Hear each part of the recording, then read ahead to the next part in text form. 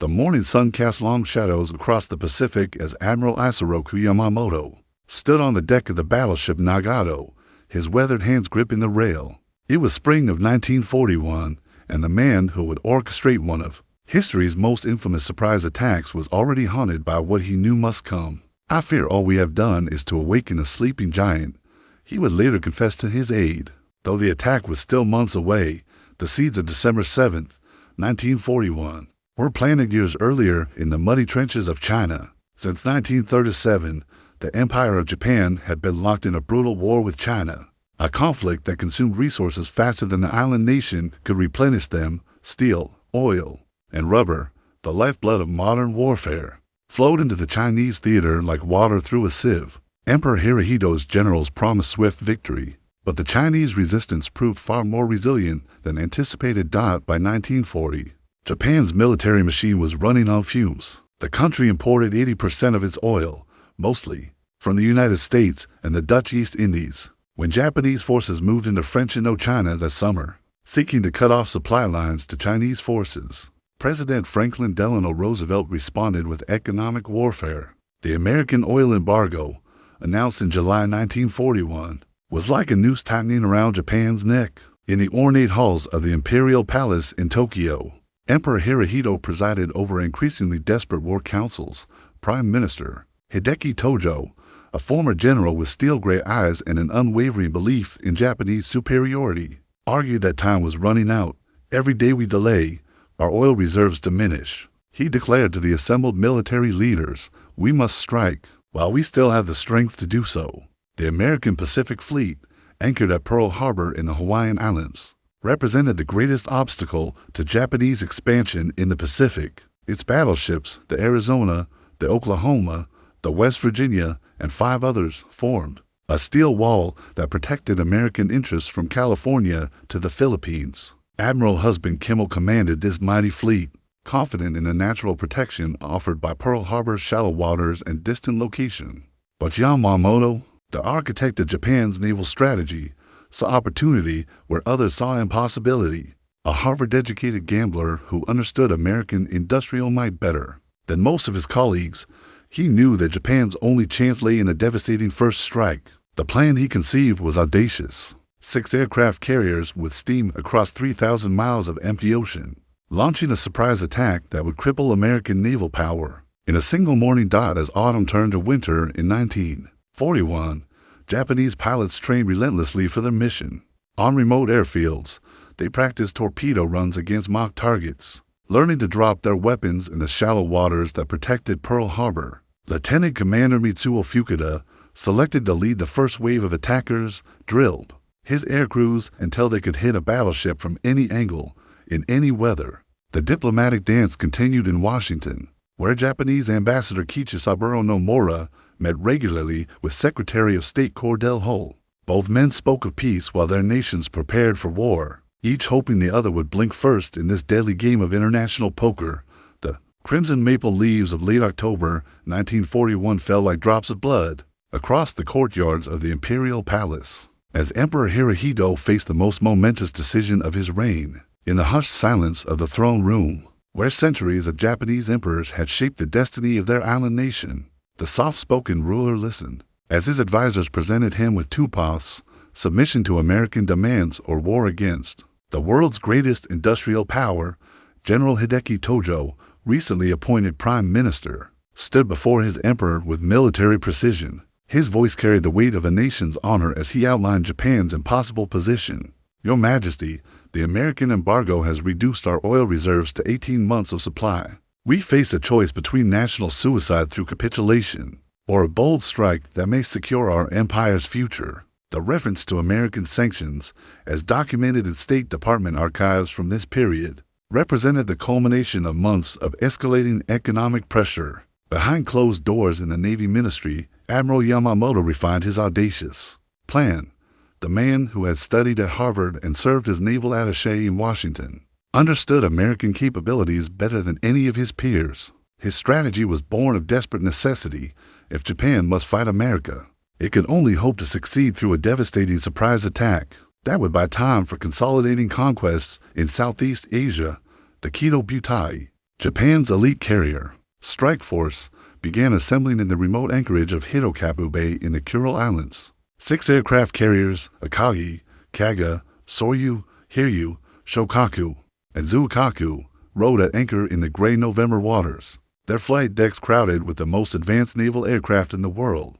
Vice Admiral Chuichi Nagumo, a cautious officer, more comfortable with traditional battleship tactics, found himself commanding this revolutionary force despite his private doubts about the mission. Aboard the carriers, 414 Japanese pilots prepared for the most important mission of their lives. Commander Mitsuo Fukuda, veteran of the China War and master of aerial tactics, led intensive training sessions that pushed men and machines to their limits. Young pilots like Lieutenant Zenji Abe and Petty Officer Nobuo Fujita practiced until they could deliver torpedoes with deadly accuracy in Pearl Harbor's shallow 35-foot waters. Meanwhile, 3,000 miles away in Hawaii, the American Pacific Fleet maintained its peacetime routine. Admiral Husband Kimmel, a career naval officer with 4 decades of service, commanded 8 battleships and numerous cruisers and destroyers. From his headquarters overlooking Pearl Harbor, the imposing figure of Battleship Row, where Arizona, Oklahoma, West Virginia, California, Nevada, Tennessee, Maryland, and Pennsylvania represented American naval might, seemed an impregnable symbol of Pacific security. The intelligence picture in late 1941 painted an ominous but unclear portrait of Japanese intentions. American cryptographers had broken Japan's diplomatic codes, revealing growing tensions, but the most sensitive military communications remained secret. Lieutenant General Walter Short, commanding Hawaiian Department Ground Forces, received warnings about possible sabotage, but remained focused on protecting against internal threats rather than external attack. On November 26, 1941, the Kido Butai slipped its moorings and began the long voyage across the North Pacific. Maintaining strict radio silence, the task force followed a route through empty seas, avoiding commercial shipping lanes and staying beyond the range of American patrol aircraft. Every sailor aboard understood that discovery meant the mission's failure and quite possibly Japan's doom. As the Japanese fleet steamed eastward through increasingly rough seas, final diplomatic efforts played out in Washington. Ambassador Nomura, joined by Special Envoy Saburo Kurusu, presented what both sides knew were unacceptable terms. Secretary Hull's response was equally uncompromising, demanding Japanese withdrawal from China and French Indochina. The diplomatic charade continued even as Japanese pilots checked their aircraft for the final time. The gray waters of the North Pacific stretched endlessly before the Japanese strike force, as it carved through heavy swells toward its destiny. It was December 1st, 1941, and Vice Admiral Chuichi Nagumo stood on the bridge of the flagship Akagi, watching mountainous waves crash over the carrier's bow for 5 days. The Kido Butai had maintained perfect radio silence while steaming through some of the most desolate waters on Earth, a steel armada invisible to the world. Below decks, 400 Japanese airmen made final preparations for an attack that would reshape the Pacific. Commander Mitsuo Fukuda, selected to lead the first wave, gathered his pilots in Akagi's ready room for one last briefing.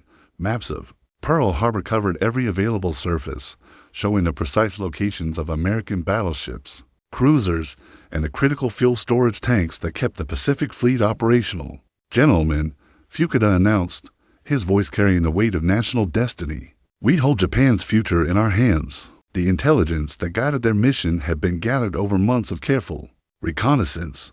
Consul General Nagao Kida, operating from the Japanese consulate in Honolulu, had coordinated an extensive spy network that tracked American ship movements with meticulous precision. His reports, transmitted to Tokyo through coded diplomatic cables, revealed that the American fleet followed predictable patterns, with most major warships returning to Pearl Harbor for weekends.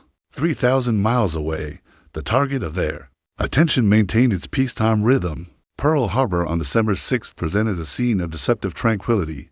The battleships Arizona, Oklahoma, West Virginia, California, Nevada, Tennessee, Maryland, and Pennsylvania rode at their moorings along Ford Island's eastern shore, their massive 16-inch guns pointed skyward in a display of dormant power. Admiral Husband Kimmel, commanding the Pacific Fleet from his headquarters, had no inkling that the largest carrier strike force ever assembled was bearing down on his command.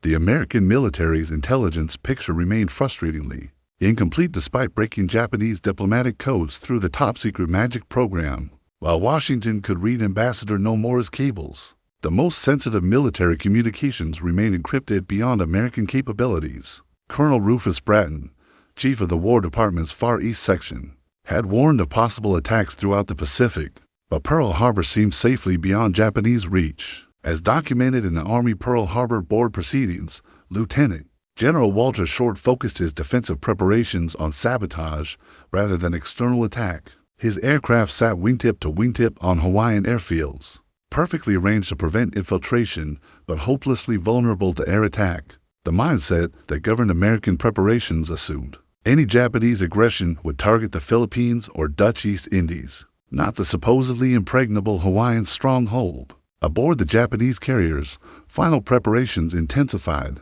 As December 7th dawned, armors loaded bombs and torpedoes while mechanics performed last-minute engine checks. The specially modified torpedoes, fitted with wooden fins to run shallow in Pearl Harbor's confined waters, represented months of technical innovation. Each pilot knew his precise target and role in the coordinated assault that would unfold in carefully timed waves. The weather, which had been the expedition's greatest enemy, suddenly turned favorable as the strike force approached its launch. Positioned 100 miles north of Oahu, Admiral Nagumo, despite his personal reservations about attacking the sleeping giant of American industry, gave the order that would change history. Climb Mount Nitaka. The coded message flashed to Tokyo, confirming that the attack would proceed as planned. At 0600 hours on December 7th, 1941, the first wave of Japanese aircraft began launching from their carriers. Pitching decks, 183 fighters, dive bombers, and torpedo planes rose into the pre-dawn darkness, their engines roaring defiance at the Pacific sky. Commander Fukuda led this aerial armada toward Oahu, where 8 American battleships waited in blissful ignorance of their approaching doom. The die was cast, and there would be no turning back. The pre-dawn darkness of December 7th, 1941, hung over Pearl Harbor like a shroud as the first Japanese aircraft approached the sleeping naval base. At 0740 hours, Commander Mitsuo Fukuda peered through his cockpit window at the magnificent sight below. 8 American battleships arranged along Ford Island like sitting ducks, their crews just beginning Sunday morning routines. Tora, Tora, Tora, he radioed back to the strike force, the code phrase confirming complete tactical surprise had been achieved. Aboard the battleship Arizona, Seaman First Class Russell Lott was preparing for morning colors when the first explosions shattered the peaceful Hawaiian morning, initially mistaking the approaching aircraft for American planes conducting exercises. He watched in horrified fascination as the rising sun emblems on their wings became clearly visible. "This is no drill." The cry echoed across Pearl Harbor as Japanese Valdive bombers screamed down from 8,000 feet, their bombs aimed at the heart of American naval power. The USS Arizona, flagship of Battleship Division I, became the attack's most tragic symbol within minutes of its beginning. At 0-8-0-6 hours, a modified 16-inch naval shell, dropped from high altitude by Lieutenant Commander Takeshi Hirata's bomber, penetrated the battleship's forward magazine. The explosion that followed lifted Arizona's massive frame completely out of the water, her forward magazines detonating in a fireball visible 20 miles away. In 9 minutes, 1,177 sailors and Marines perished as the great warship settled to the harbor's bottom, her mainmast still visible above the oil-slick waters. Captain Franklin Van Valkenburg, Arizona's commanding officer, died at his post on the bridge, posthumously awarded the Medal of Honor for his courage in the face of certain death. Below decks, machinist mate First Class Robert Scott fought desperately to save his shipmates, leading rescue efforts until the final explosion claimed his life. Their sacrifice would be repeated dozens of times that morning as American sailors faced their baptism of fire with remarkable courage. The torpedo attack on Battleship Row proved equally devastating. Japanese Cape torpedo bombers, led by Lieutenant Commander Shigeharu Murata, approached at wave-top height, their specially modified torpedoes designed to run in Pearl Harbor's shallow waters. The USS Oklahoma, struck by multiple torpedoes on her port side, began capsizing within minutes. As detailed in the Navy Court of Inquiry report, 429 sailors trapped below decks fought rising water and darkness in a desperate struggle for survival. That would continue for days. Across the harbor, the USS West Virginia absorbed 7 torpedo hits, but remained upright thanks to quick thinking by her damage control parties. Ensign Roland Brooks, despite severe burns covering 60% of his body, continued directing firefighting efforts until medical personnel forcibly removed him from his post. His actions saved dozens of lives and prevented the battleship's total loss.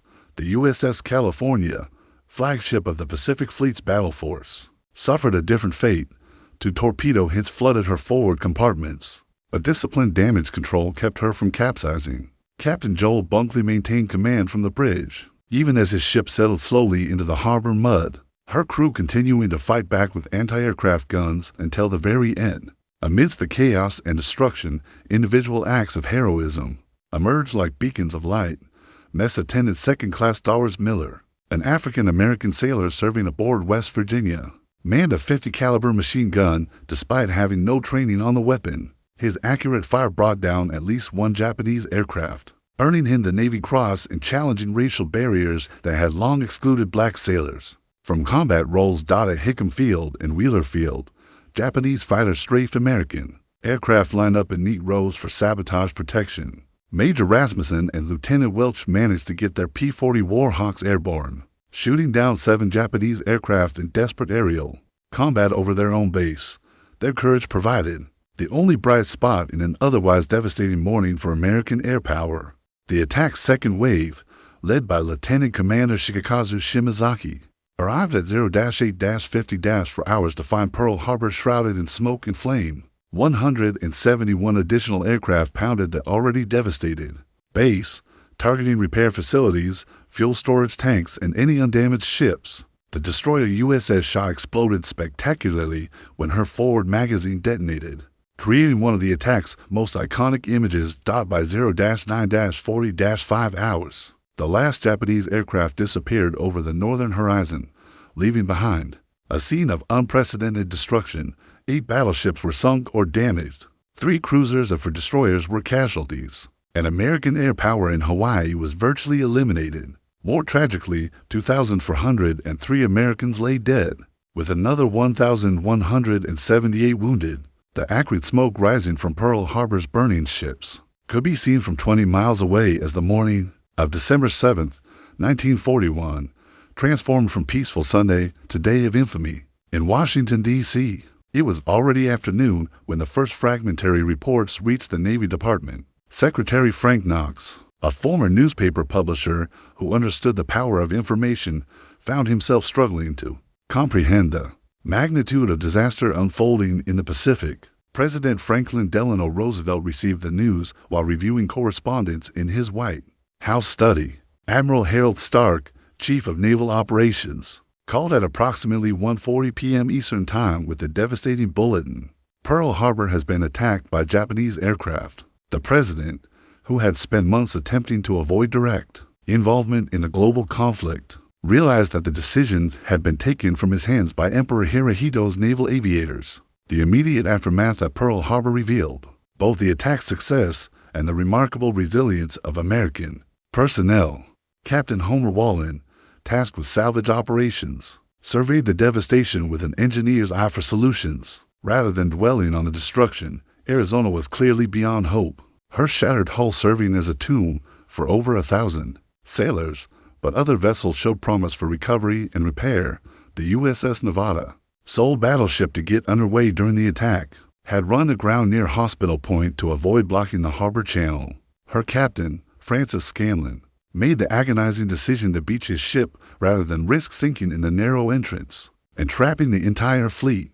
This act of seamanship under fire prevented an even greater catastrophe and demonstrated the quick thinking that would characterize America's response to the crisis across the Pacific. Admiral Husband Kimmel faced the wreckage of his career along with his fleet. The man who had commanded America's premier naval force found himself relieved of duty within weeks, bearing responsibility for what his superiors deemed inexcusable unpreparedness. His counterpart, Lieutenant General Walter Short, suffered a Similar fate as investigations began into how America's Hawaiian stronghold had been caught. So completely off guard, the human cost of December 7th extended far beyond military casualties. At Hickam Field, civilian workers arriving for weekend duties found themselves under attack alongside military personnel. Mrs. Jana Yumori, a nurse at Tripler Hospital, worked tirelessly treating casualties from both military installations and civilian areas hit by stray bombs and falling anti-aircraft shells. Her dedication exemplified the spirit that would carry America through the dark days ahead. Emperor Hirohito's gamble had achieved tactical success beyond Admiral Yamamoto's most optimistic projections, but the strategic consequences began manifesting within hours. American industrial capacity, the factor Yamamoto feared most, started mobilizing for total war even as Pearl Harbor's fire still burned. Henry Kaiser's shipyards received emergency contracts for Liberty ships, while Detroit's automobile factories prepared for conversion to aircraft and tank production. The diplomatic aftermath proved equally swift.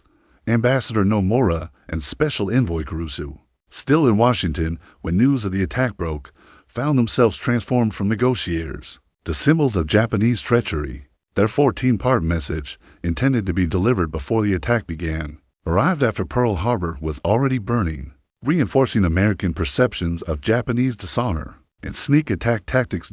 As documented in congressional hearing transcripts from this period, the attack's intelligence failures would haunt American military leadership for months. The breaking of Japanese diplomatic codes through magic had provided warnings of impending crisis, but the most crucial military communications remained unread. Radio intercepts had detected unusual Japanese naval activity, but their significance was lost amid peacetime routines and bureaucratic compartmentalization. In Tokyo, initial celebrations over the attack's success gradually gave way to sobering realization of what had been unleashed. Admiral Yamamoto, architect of the Pearl Harbor operation, privately expressed his fears about awakening American industrial might.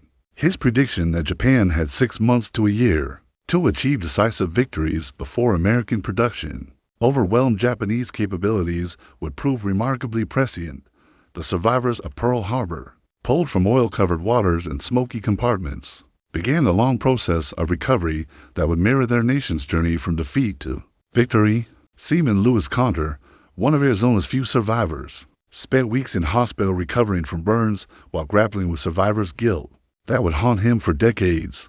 His story, repeated thousands of times across the Hawaiian Islands, represented America's determination to remember and honor those who paid the ultimate price. By evening of December 7th, the immediate crisis had passed, but its implications were just beginning to unfold. America, the reluctant giant that had tried to avoid global conflict, found itself thrust into a two-ocean war that would test every aspect of national character and capability. The oak-paneled chambers of the United States Capitol had witnessed many historic moments, but none more pivotal than the joint session convened at 12:30 p.m. on December 8, 1941. President Franklin Delano Roosevelt, his legs braced by steel supports hidden beneath his formal attire, approached the podium with a speech that would transform American isolationism into global commitment.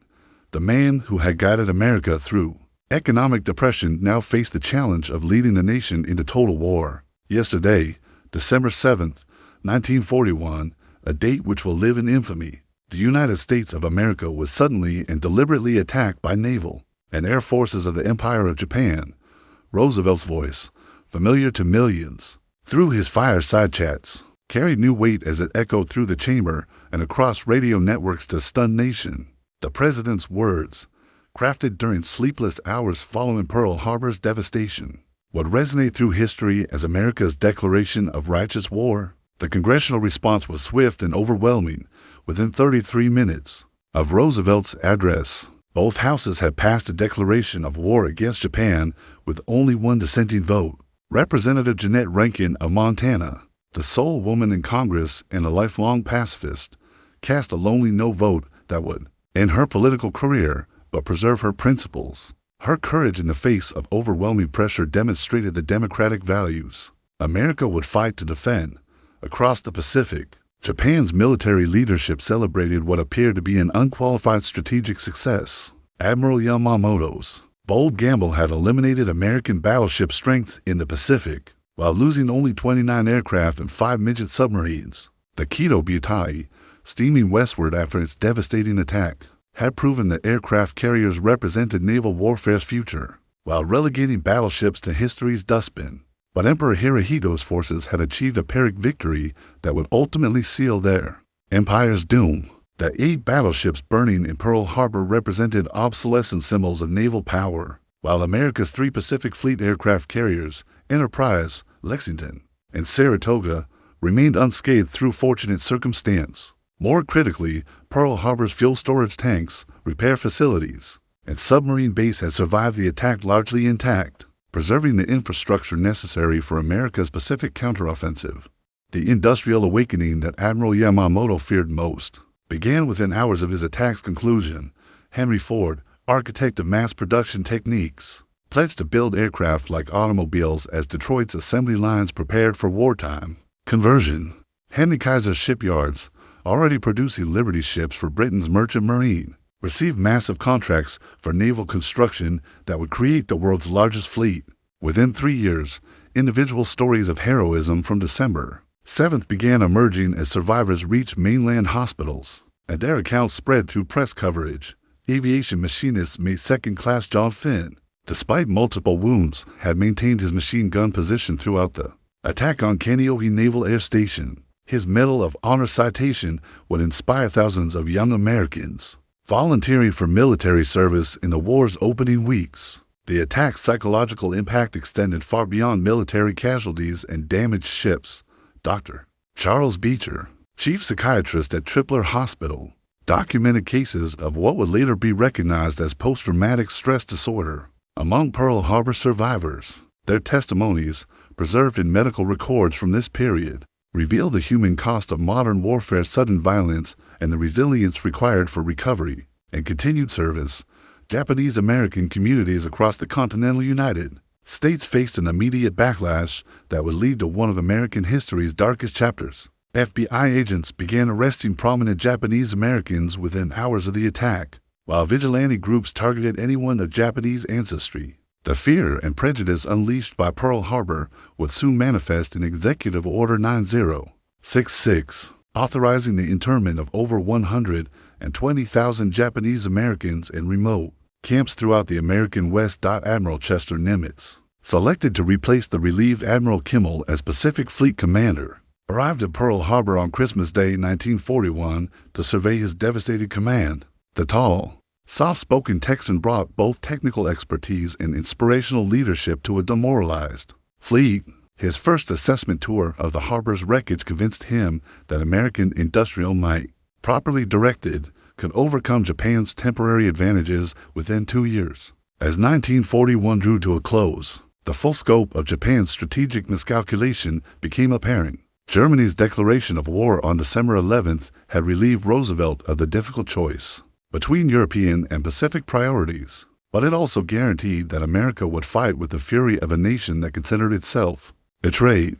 The sleeping giant was not merely awake, it was angry. The recovery efforts at Pearl Harbor symbolized America's broader response to the crisis. Salvage teams worked around the clock to refloat damaged vessels, while construction crews repaired facilities with remarkable speed. The USS Oklahoma, capsized with her bottom visible above water, would be righted and refloated through engineering techniques that seemed impossible weeks earlier. Even Arizona, beyond hope of repair, would serve as a memorial to American determination and sacrifice. The winter months of 1942 witnessed a transformation at Pearl Harbor that mirrored America's broader evolution from shock victim to determined combatant.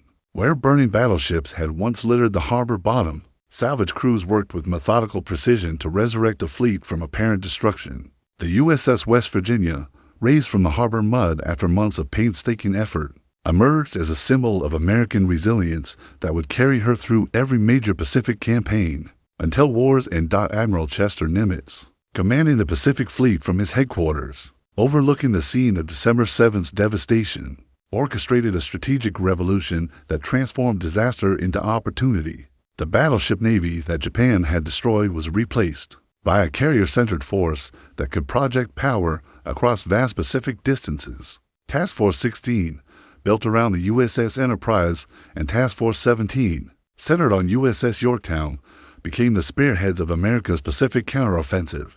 The industrial miracle that Admiral Yamamoto had feared began manifesting by spring 1942.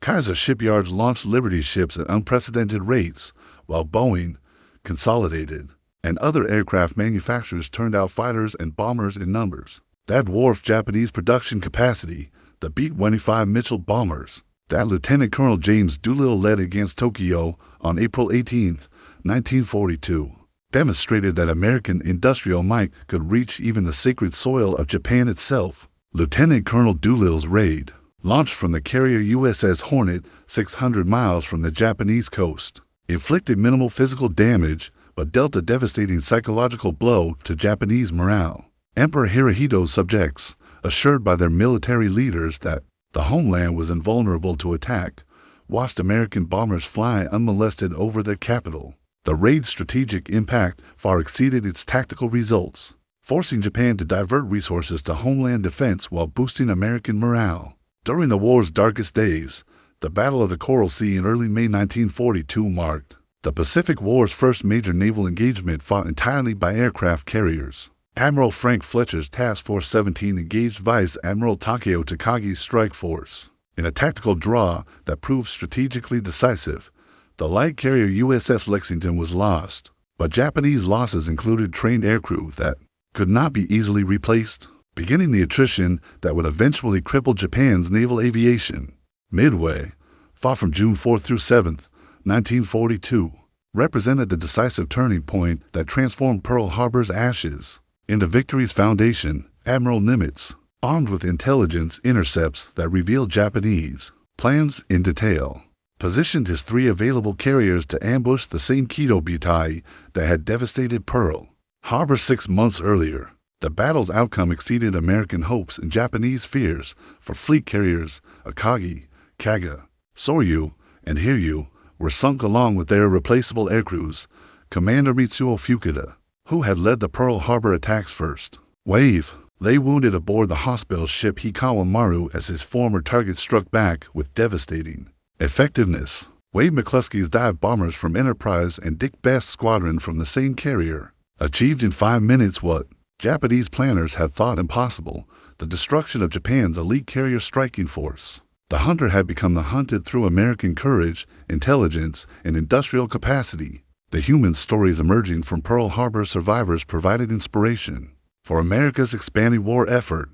Doris Miller, the mess attendant, who had manned anti-aircraft guns aboard West Virginia, became the first African American to receive the Navy Cross, while helping break down racial barriers in military service. His heroism at Pearl Harbor opened doors for thousands of minority Americans seeking to serve their country in combat roles previously denied them. The psychological transformation of Pearl Harbor survivors paralleled their nation's journey from shock to determination.